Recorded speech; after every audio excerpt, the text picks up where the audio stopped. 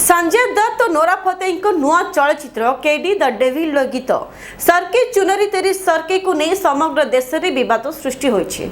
गीतटीर lyrics और visual को अश्लील और अनुचित बोली कही सोशल मीडिया रे तीव्र प्रतिक्रिया देखा मिली। सीबीएफसी अर्थात central board of film certification निकट को गीतटी को बैन करने को अभियोग सीबीएफसी होउछि जे सिनेमा जगत रे सिनेमा कंटेंट को सर्टिफिकेट देइथाय। सेहीपरि नेशनल ह्यूमन राइट्स कमिशन मध्य एहाको गुरुत्वर सह नहीं नोटिस जारी करिछि। विवाद बढ़िबा परे गीतटी को यूट्यूब सहित अन्य प्लेटफॉर्म रु हटाई दिया जायथिबार सूचना मिलिछि।